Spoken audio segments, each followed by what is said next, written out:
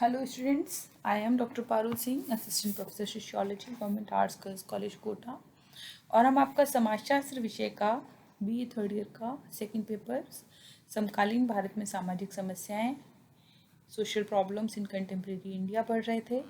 और आपका इस पुस्तक का ये जो सिलेबस जितना आपके लिए निर्धारित किया गया है कोटा विश्वविद्यालय के द्वारा, उसका जो अंतिम यूनिट है उसके कुछ अंतिम चैप्टर्स ही चल रहे हैं। और इसी श्रृंखला में आज का जो ये चैप्टर है ये आपका लास्ट चैप्टर है इस सिलेबस का, जिसका नाम है विकास से उत्पन्न विस्थापन, डेवलपमेंट इंड्यूस्ड डिस्प्लेसमेंट। तो कुछ इसके एस्पेक्ट्स हैं जिनको हमें समझने की ज़रूरत है। हम जानते हैं कि जब समाज का विकास होता है तो विकास के कारण प्रत्येक जो एस्पेक्ट है उसके कुछ पॉजिटिव पॉइंट होते हैं, कुछ निगेटिव पॉइंट होते हैं। और उसी में जो विस्थापन है वो विस्थापन एक समस्या के रूप में, एक नकारात्मक अवधारणा के रूप में विकास के साथ जुड़ा हुआ है, जो कि अनिवार्यतः उत्पन्न होकर के आता है। और जो यदि हम भारत में देखें तो भारत में इस विस्थापन का सबसे अधिक प्रभाव जनजातियों पर पड़ता हुआ दिखाई देता है, जो कि कुल विस्थापितों का लगभग 50% हैं। और इस विस्थापन के कारण देश के सामाजिक आर्थिक विकास हेतु प्रारंभ की गई जो विभिन्न योजनाएं हैं उनका निर्माण करना है, जिसमें सिंचाई, पेयजल, जल विद्युत परियोजना का निर्माण, बृहद उद्योगों की स्थापना, रेल तथा सड़क मार्गों का निर्माण, खनिज संसाधनों का दोहन और सैन्य बस्तियां इत्यादि की स्थापना आदि जो हैं वो मुख्यतः जनजातीय क्षेत्रों में ही हुई हैं। और इसके लिए बहुत अधिक भूमि का अधिग्रहण किया गया, जिसके कारण वहाँ के मूल निवासियों में को विस्थापित किया गया और उनके पुनर्वास के पर्याप्त व्यवस्था न होने के कारण यह कई समस्याओं के लिए उत्तरदायी बन गया। और विकास से संबंधित विस्थापन को समझने के लिए सबसे पहले विकास और विस्थापन की अवधारणा को समझना होगा। सामाजिक परिवर्तन और सामाजिक विकास में गहरा संबंध है। सामाजिक नीति परिवर्तन की दिशा तय करती है, और जब परिवर्तन इच्छित दिशा में होते हैं या निर्देशित रूप में होते हैं तो समाज विकास की ओर अग्रसर होता है। विकास शब्द का प्रयोग यदि देखें तो सामान्यतः आर्थिक अर्थों में किया जाता है। प्रति व्यक्ति आय, श्रम विभाजन, विशेषीकरण, पूंजी निर्माण में वृद्धि, प्राकृतिक स्रोतों का अधिकाधिक दोहन, मानवीय ज्ञान द्वारा प्रकृति पर अधिकाधिक नियंत्रण आर्थिक विकास को संबोधित करते हैं। विकास शब्द का प्रयोग आर्थिक क्षेत्र तक सीमित रखना ही उचित नहीं है। धर्म, प्रथा, परिवार, राजनीति आदि अनेक क्षेत्रों में प्रयुक्त किया जा सकता है। सामाजिक विकास में सामाजिक संबंधों का विकास विस्तार होता है, और सामाजिक विकास से व्यक्ति की स्वतंत्रता, पारस्परिक सहयोग, नैतिकता की भावना और संपत्ति, समुदाय की आय इत्यादि में वृद्धि होती है। आर्थिक विकास सामाजिक विकास का ही एक अंग है, जिसे कि विभिन्न आधारों पर मापना आसान है। सामाजिक विकास के लिए हॉबहाउस ने 4 मापदंडों का प्रयोग किया है, और वे कहते हैं कि किसी भी जो समुदाय है उसको विकसित तभी कहा जाना चाहिए जब उसकी मात्रा, कार्यक्षमता, स्वतंत्रता और सेवा की पारस्परिकता में वृद्धि होती है। समुदाय की मात्रा का अर्थ है जनसंख्या में बढ़ोतरी, शक्ति का उत्पादन और क्रियाओं का विस्तार। कार्यक्षमता में वृद्धि का अर्थ है किसी उद्देश्य की पूर्ति हेतु कार्यों का विभाजन कर उनमें सहयोग की भावना को प्रोत्साहन देना। स्वतंत्रता का अर्थ है समुदाय के प्रत्येक सदस्य को कार्य करने के और विचार करने का अधिकार देना। और सेवा की पारस्परिकता का अर्थ है लोगों में पारस्परिक सहयोग एवं सेवा की भावना में वृद्धि होना। तो ये जो 4 एस्पेक्ट हैं, मात्रा, कार्यक्षमता, स्वतंत्रता और सेवा की पारस्परिकता में वृद्धि, यह विकास को मापने के 4 महत्वपूर्ण मापदंड हैं। और बोटोमोर का ही कहना है कि विकास शब्द का एक प्रयोग ग्रामीण और कृषि प्रधान तथा औद्योगिक समाजों में भेद करने के लिए भी किया गया है। विकास शब्द के द्वारा इन दोनों प्रकार के समाजों में पाए जाने वाले आय के अंतर तथा ग्रामीण एवं कृषि प्रधान समाज के औद्योगिकृत हो जाने की प्रक्रिया को प्रकट किया जाता है। तो ये विकास और सामाजिक जो विस्थापन है, ये हमें इसके कुछ मापदंड हमें यहाँ पर दिखाई देते हैं। सामाजिक विकास के अनेक उद्देश्य माने जाते हैं, अलग अलग राष्ट्रों में अलग अलग उद्देश्य हो सकते हैं। और जो विकास की अवधारणा है इसमें मुख्य जो बात है वो ये है कि सापेक्षता जो अमीरी की स्थिति प्राप्त करने से संबंधित है ये, इसका तात्पर्य केवल यह नहीं कि जीवन की आवश्यकताओं को पूरा करने के लिए जो निर्धारित मानक है उनको प्राप्त कर लिया जाए।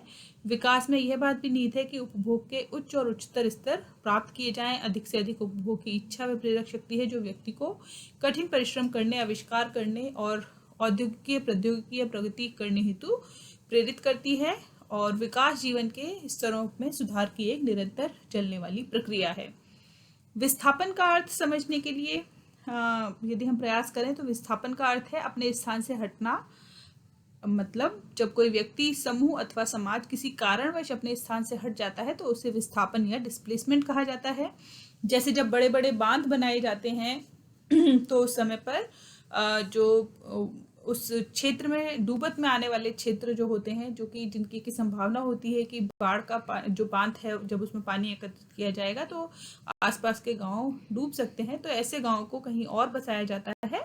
इसको विस्थापन कहा जाता है। विस्थापन के कारण यदि हम देखने की कोशिश करें तो इसके कारण अनेक हो सकते हैं, जिसमें से जैसे प्राकृतिक कारण की हम बात करें, प्राकृतिक आपदाएं, भूकंप, भूचाल, महामारी, बाढ़ इत्यादि के कारण अनेक बार लोग गांवों से नगरों की ओर या नगरों से गांव की ओर विस्थापित करते हैं। जैसे कि अभी हमारे सामने एक आपदा हमें अभी वर्तमान में हम सभी झेल रहे हैं, कोरोना। और कोरोना के समय पर अनेक जो लोग हैं वो हमें अब जो वापस अपने जो मूल स्थान है उन स्थानों की ओर जाते हुए दिखाई दिए, जो कि रोजगार इत्यादि के कारण से आकर के कोई गांव से या फिर एक नगर से दूसरे नगर में आकर के बसे हुए थे। और जब कोरोना के कारण जब लॉकडाउन लगा तो उस समय पर यातायात के साधन न होते हुए भी अनेक लोगों ने पैदल ही यात्रा अपने अपने मूल निवास स्थान की ओर प्रारंभ कर दी और उनको विस्थापित भी होना पड़ा।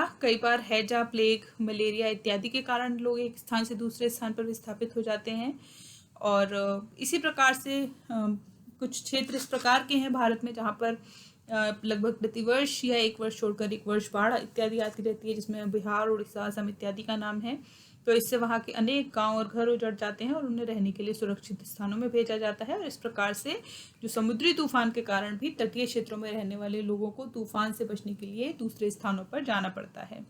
तो ये प्राकृतिक कारण हैं। इसके अतिरिक्त आर्थिक कारण कई बार लोगों को विस्थापन के लिए मजबूर कर देते हैं। निर्धनता, बेरोजगारी के कारण लोग एक स्थान से दूसरे स्थान पर जाते हैं। गांव में रोजगार उपलब्ध न होने पर गांव छोड़कर नगरों की ओर जाना, क्योंकि नगरों में आय के अनेक स्रोत होते हैं और वहाँ वे अपना जीवन यापन करने में सक्षम हो पाते हैं। इसलिए आर्थिक कारणों से भी विस्थापन होता हुआ दिखाई देता है।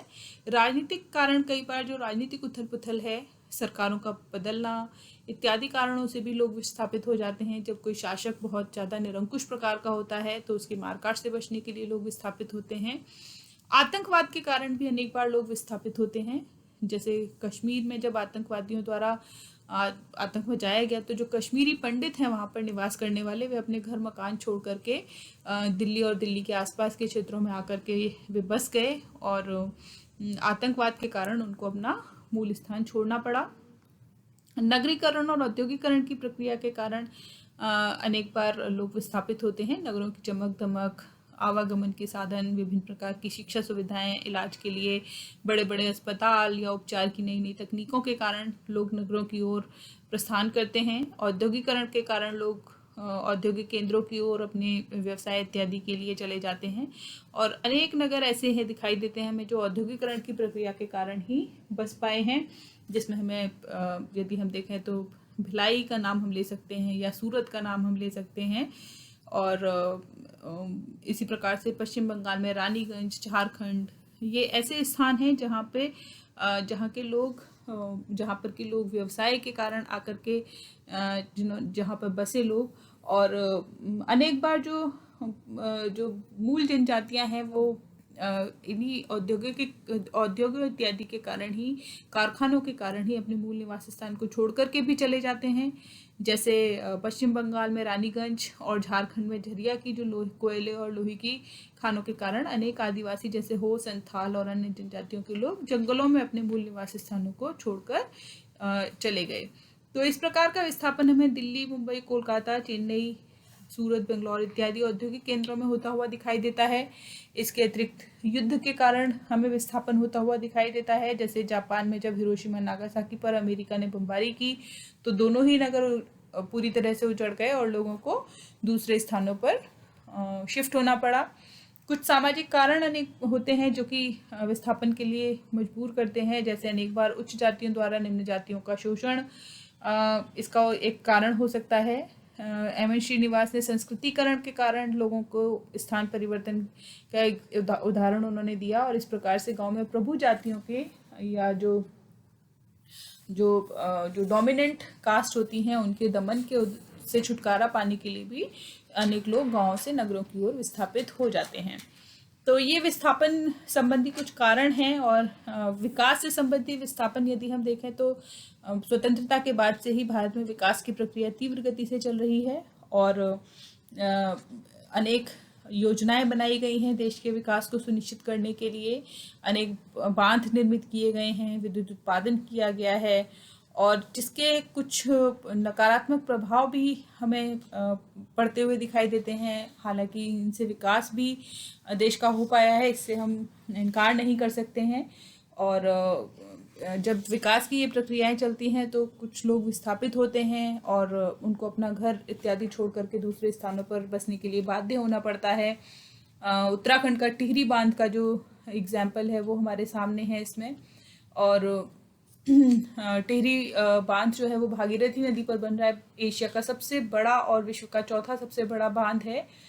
और इसी प्रकार गुजरात में सरदार सरोवर बांध जो है वो एक इस परियोजना एक और इसका पहलू है। इसी तरह से एक और महत्वपूर्ण परियोजना है कोतली मेल परियोजना, जो कि वापस से जिसका निर्माण हरिद्वार में किया जा रहा है, तीर्थ स्थल लक्ष्मण झूले के काफ़ी पास में है इसका निर्माण किया जा रहा है। जो कि तो विकास के नाम पर जो बड़े बड़े बांध इत्यादि बनाए जा रहे हैं ये एक और विस्थापन की समस्या पैदा करते हैं और दूसरी ओर ये पर्यावरण असंतुलन को भी बढ़ाते हैं। इतने बड़े बांधों के निर्माण से आसपास के क्षेत्रों में भूकंप इत्यादि की संभावना भी बढ़ जाती है।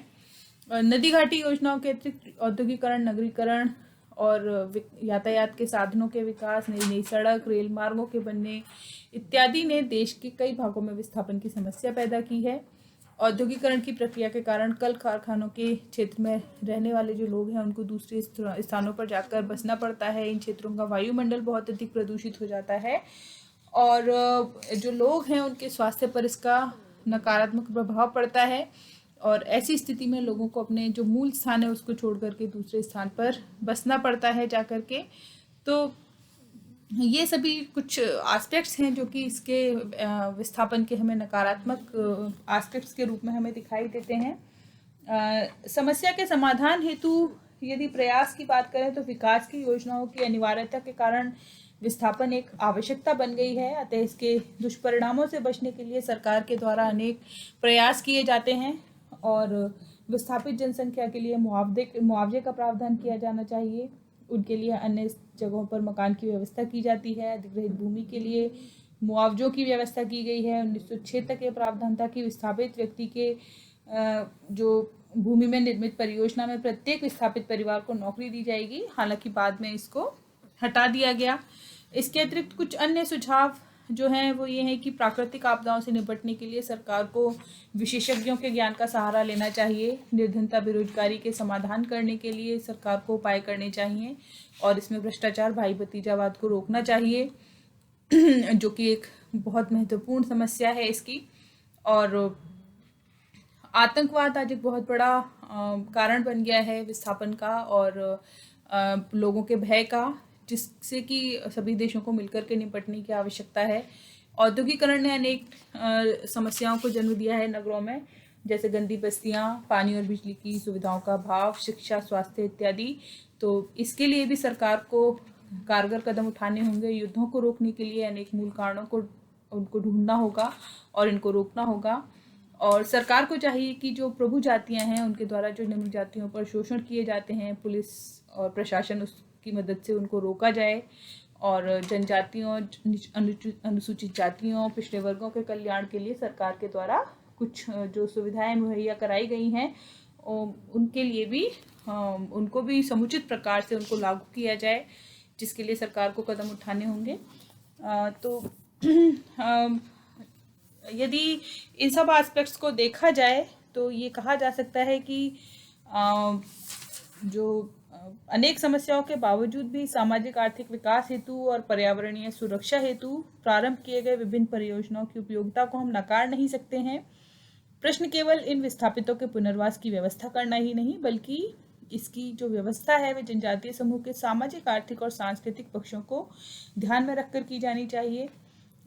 वहीं जो जनजातीय क्षेत्रों में इन परियोजनाओं की सफलता और उपयोगिता उनकी समस्याओं से जुड़े प्रश्नों पर गंभीरता से विचार करने और तर्कसंगत हल निकालने पर ही निर्भर करेगी। और जो परियोजनाओं का विकास और उनका आधुनिकीकरण अपरिहार्य है, लेकिन जो जनसंख्या है, जो विस्थापित जनसंख्या है, उसकी कीमत पर ये नहीं होना चाहिए। इनके समस्याओं का उपयुक्त निदान करते हुए और इनके विकास और आधुनिकीकरण के लक्ष्यों को प्राप्त करने का प्रयास किया जाना चाहिए। तो ये जो आपके social problems in contemporary India का आपका जो यूनिट 5 है, उस यूनिट 5 का ये लास्ट टॉपिक है जो कि आज हमने पूरा किया है। और इस तरह से आपका जो सेकंड पेपर है, उस सेकंड पेपर का सिलेबस अभी पूरा होता है आपका। और अब हम आपका जो इसके अतिरिक्त आपको पीडीएफ वगैरह इसके शेयर किए जा चुके हैं इसके लिए, तो आपको उन सब से मिला करके ये जो पेपर है, इस पेपर को पूरा करना होगा। और इसके बाद आगे का हम आपकी नेक्स्ट क्लास में करेंगे। Thank you.